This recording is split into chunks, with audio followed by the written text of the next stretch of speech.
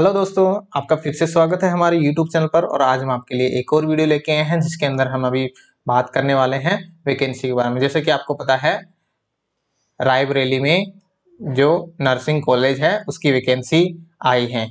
तो ये जो नोटिफिकेशन है वो आपका 3 मार्च का है, 3 4 यानी 3 अप्रैल का ये नोटिफिकेशन है। और ये इसका एडवर्टाइजमेंट नंबर है, जैसे कि आप देख सकते हैं, AIIMS Raebareli recruitment nursing faculty 2023-36। ये इसका एडवर्टाइजमेंट नंबर है। और ये नोटिस है आपका रिक्रूटमेंट फैकल्टी पोस्ट के लिए है, जो कि group A for college nursing eight Raebareli on direct recruitment basis. आपकी डायरेक्ट भर्ती है ये। उसके बाद में हम बात करते हैं कि ये आपकी एम्स की जो वैकेंसी है, जो अंडर हेल्थ मिनिस्ट्री ये वर्क करता है। तो चलिए देखते हैं वैकेंसी में क्या क्या है, क्या क्या वैकेंसी है, कितनी वैकेंसी है। तो शुरू करते हैं। सबसे पहले जो पोस्ट है, पहली पोस्ट है, वो है आपकी प्रोफेसर कम प्रिंसिपल, जिसकी एक पोस्ट है। और ये यूआर कैटेगरी के लिए है, जिनमें इन्होंने स्पेशलिस्ट कुछ नहीं मांगी है। आगे क्वालिफिकेशन क्या क्या चाहिए वो हम बात करेंगे।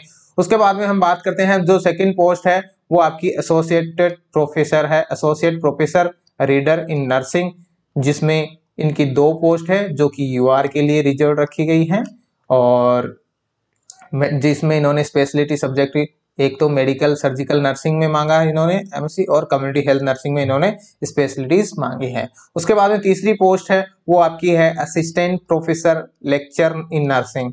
ये आपकी है असिस्टेंट प्रोफेसर की है, जो कि 3 पोस्ट हैं यहाँ पर, और वो भी यूआर के लिए हैं। तो यहाँ पर जो इन्होंने स्पेशलिस्ट मांगी है वो आप midwifery and obstetrical nursing, paediatric nursing और साइकेट्रिक नर्सिंग, ये इन्होंने यहाँ पर स्पेशलिटीज मांगी है। उसके बाद में जो चौथे नंबर पर जो वैकेंसी है वो आपकी है ट्यूटर की वैकेंसी, ट्यूटर और क्लिनिकल इंस्ट्रक्टर, जिसमें इनकी 12 पोस्ट हैं। और इनकी जो क्या स्पेशलिस्ट यहाँ पे स्पेशल कुछ मांगा नहीं है, जो एजुकेशन क्वालिफिकेशन वो क्या है वो आगे हम बात करेंगे।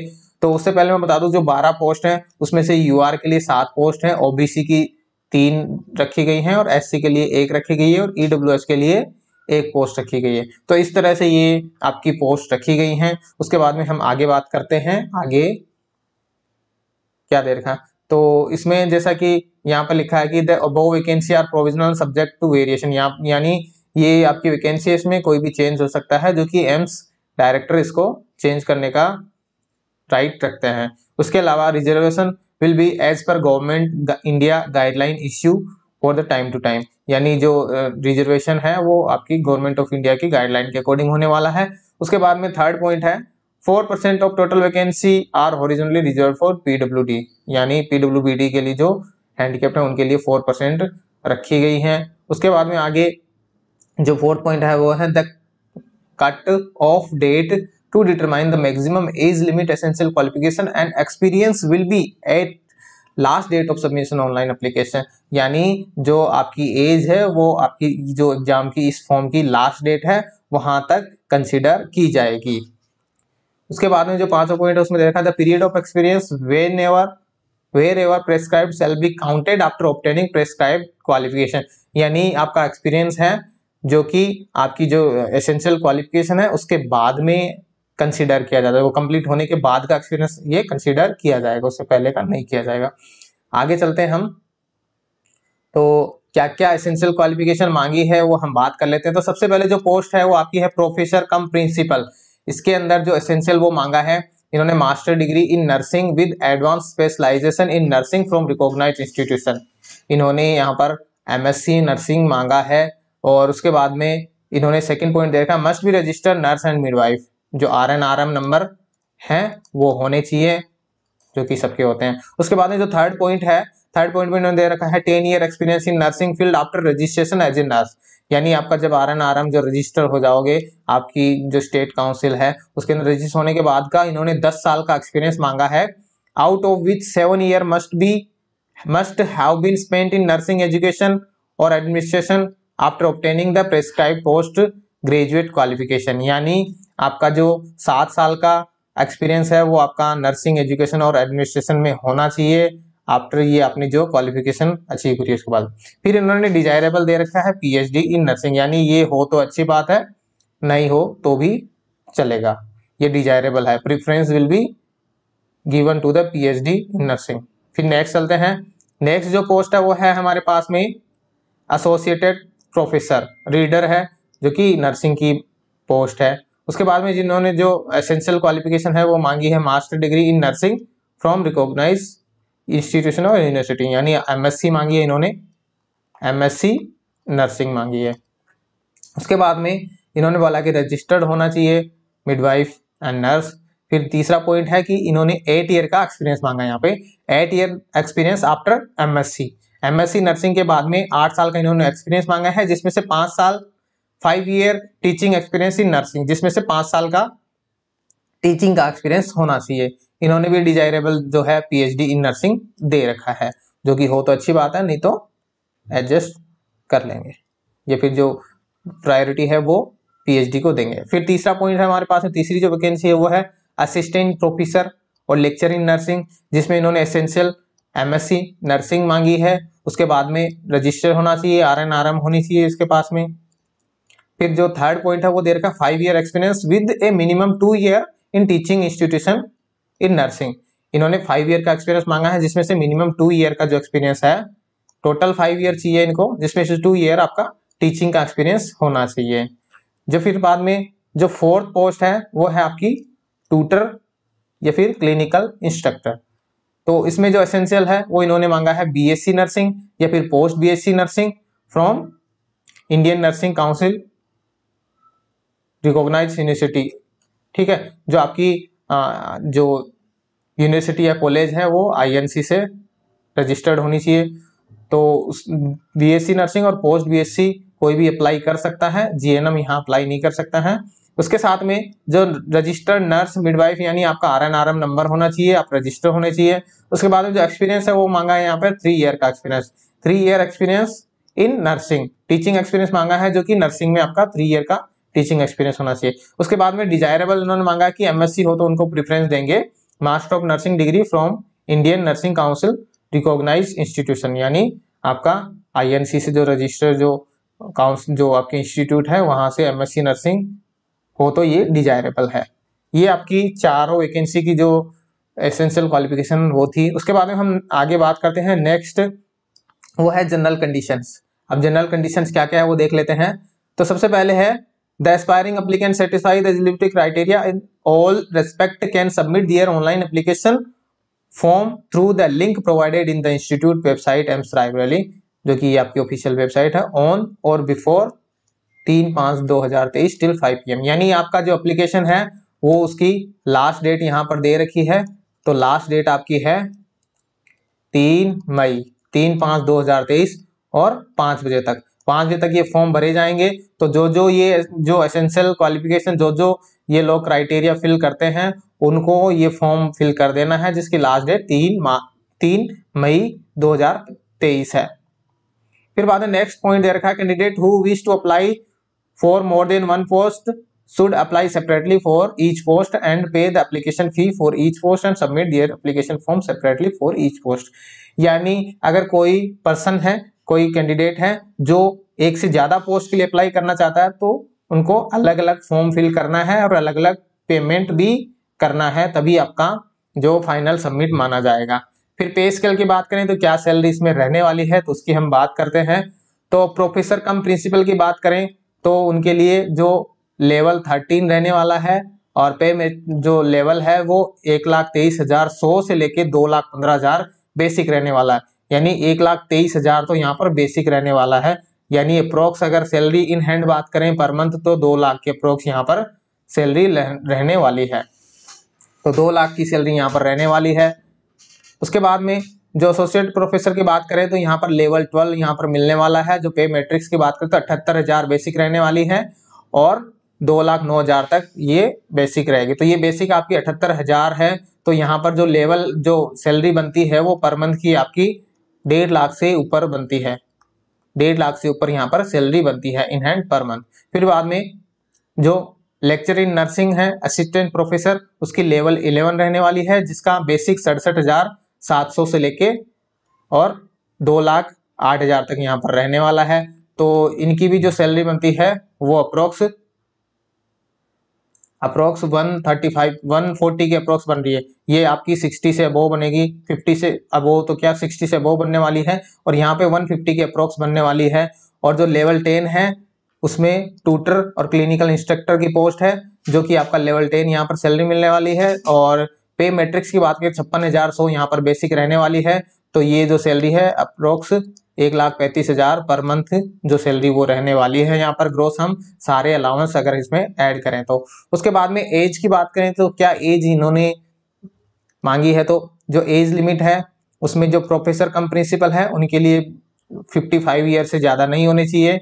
ये on the last date of receipt of application, यानी जो 3 मई है, 3 मई तक जो 55 साल से ज्यादा नहीं होनी चाहिए एज। और जो एसोसिएट प्रोफेसर है उसके लिए 50 साल से ज्यादा नहीं होनी चाहिए, और जो असिस्टेंट प्रोफेसर है उसके लिए 50 साल से ज्यादा नहीं होनी चाहिए, ट्यूटर के लिए 35 साल से ज्यादा नहीं होनी चाहिए। उसके बाद में upper age limit shall be determined as on last date of submission application, जो कि अपर एज लिमिट है वो आपकी लास्ट डेट के अकॉर्डिंग मानी जाएगी। फिर बाद no age relaxation would be available to SC ST OBC candidate applying for unreserve vacancy. अगर आप UR के लिए अप्लाई कर रहे हैं तो आपको अलग से रिजर्वेशन नहीं दिया जाएगा। Age relaxation permissible to various category as under, जो आपका कैटेगरी के हिसाब से क्या रिलैक्सेशन मिलने वाला है वो इन्होंने बता रखा है। तो SC ST के लिए 5 ईयर का रिलैक्सेशन मिलने वाला है, OBC के लिए 3 ईयर का मिलने वाला है, PWD के लिए 10 ईयर का मिलने वाला है, गवर्नमेंट सर्वेंट है उनके लिए 5 ईयर का मिलने वाला है, और सर्विसमैन के लिए भी 5 ईयर का जो है एज रिलैक्सेशन मिलने वाला है। जो एज रिलैक्सेशन है वो आपका DOPT इंस्ट्रक्शन के हिसाब से मिलने वाला है। उसके बाद में हम आगे चलते हैं, तो जो 5 नंबर का पॉइंट है उसमें देगा candidate applying under any reserved category post wise SC ST OBC PWD OL will be considered subject to caste certificate issued by the appropriate competent authority on the prescribed format। यानी आपके पास apply कर रहे हैं तो आपके पास में जो है कास्ट सर्टिफिकेट होना चाहिए सेंट्रल गवर्नमेंट का। तो सेंट्रल गवर्नमेंट के हिसाब से ये वैकेंसी है तो सेंट्रल गवर्नमेंट का ये आपके पास में सर्टिफिकेट होना चाहिए। फिर बाद में 6 नंबर पे जो पॉइंट दे रखा है qualification and experience. Qualification and experience as prescribed may be relaxed in exceptional cases in direction of the selection committee। कुछ एक्सेप्शन केस में आपकी जो क्वालिफिकेशन है वहां पर ये छूट कर सकते हैं, लेकिन ये कमिटी डिसाइड करेगी। The experience will be counted on the last date of application. जो एक्सपीरियंस है वो आपका लास्ट डेट ऑफ एप्लीकेशन के हिसाब से काउंट किया जाएगा। Teaching experience will be considered only from teaching institution recognised by Indian nursing council of India.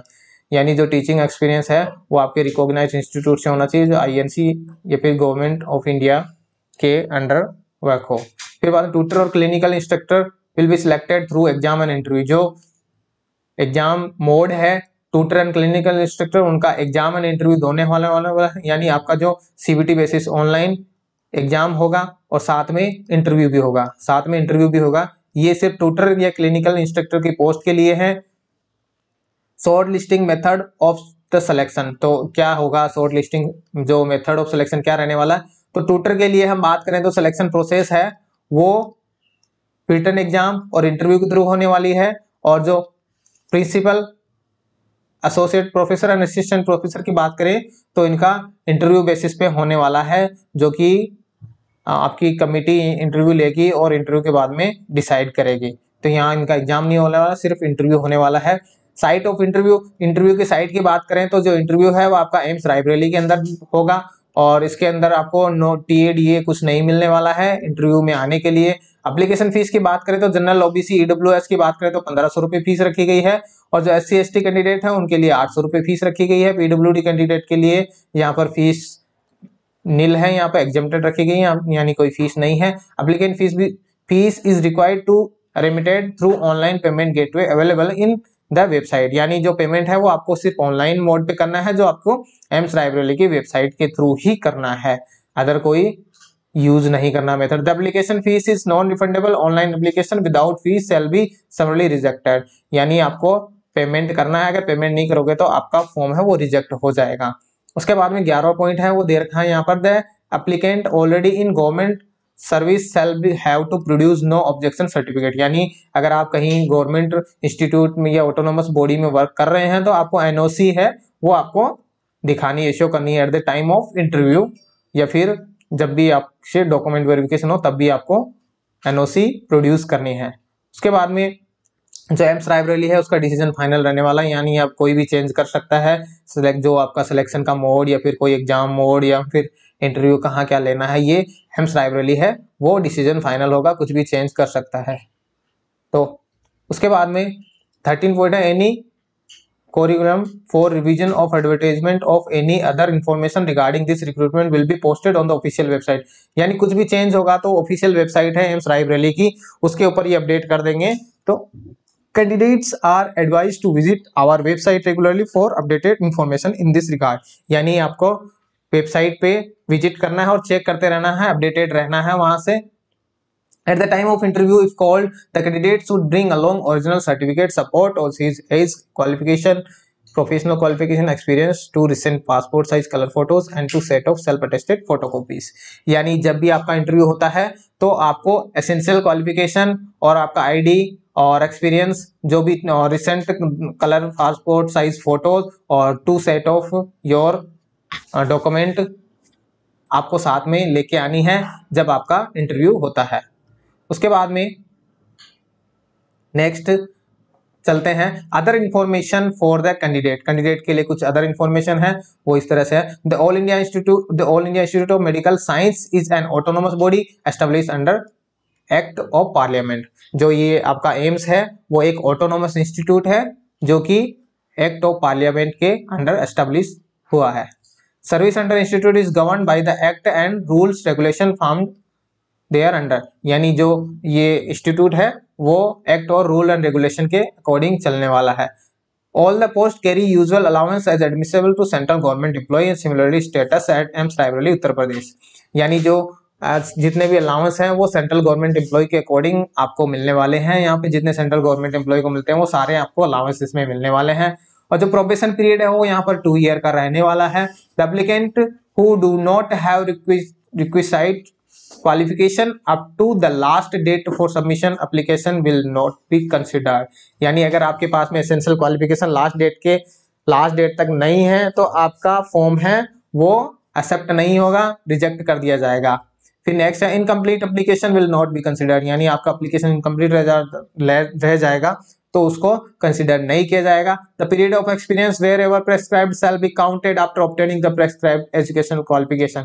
जो आपका एक्सपीरियंस है वो आपकी प्रेस्क्राइब्ड एजुकेशनल क्वालिफिकेशन है उसके बाद में कंसिडर किया जाएगा, यानी काउंट किया जाएगा। उसके बाद में हम आगे चलते हैं।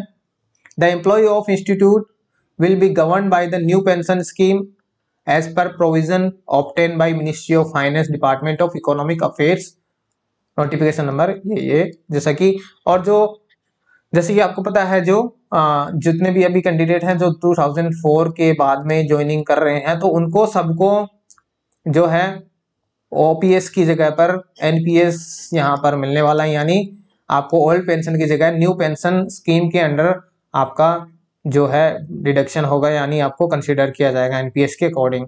The post is are whole time and private practice of any kind is prohibited. यानी आप अगर यहाँ पर ज्वाइन करते हैं तो उसके बाद में आपको कोई भी तरह की प्राइवेट प्रैक्टिस नहीं कर सकते हैं।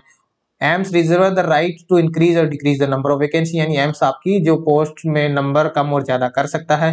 while every effort will made to provide residential accommodation to the faculty staff appointed as the institute subject to availability, but in view of paucity of the residential accommodation in the campus it may be possible to provide accommodation in every case in the event that no accommodation is provided necessary HRA as admissible the central government employee। यानी आपको वहां पर quarter मिल जाएगा, अगर quarter नहीं मिलता है, accommodation नहीं मिलता तो आपको एचआरए मिल जाएगा, जो भी सेंट्रल गवर्नमेंट के अकॉर्डिंग एचआरए है वो आपको मिल जाएगा।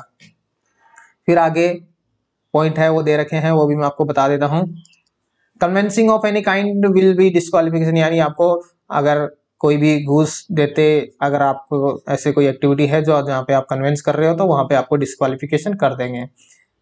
The candidate should not have been convicted by the court of law. यानी आपके पास आपके ऊपर कोई भी केस वगैरह नहीं होना चाहिए। In case of any information given और declaration by the candidate is found false और if the candidate has willfully suppressed any material information relevant to this appointment, he she will be liable to removed from the service and any action taken deemed feet by the appointment authority. यानी आप अगर declaration में कुछ गलत पाए गए या फिर आपने जानबूझ के कुछ ऐसा गलत इन्फॉर्मेशन दी है तो आपका जो है वो सर्विस से हटा दिया जाएगा और आपके ऊपर एक्शन भी लिया जाएगा।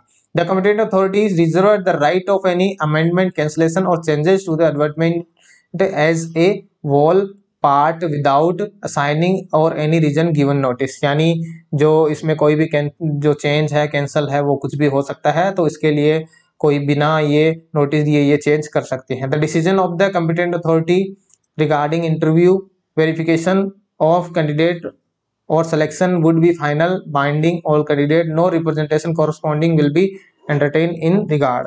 यानी यहाँ पर इंटरव्यू वगैरह, वेरिफिकेशन, सिलेक्शन प्रोसेस की जो final and binding of all candidate, no representation, यानी इसके अंदर आपका कोई भी इंटरटेन नहीं होगा। साथ में आपको जो है वो फाइनल डिसीजन यहाँ पर अथॉरिटी ही करने वाली है।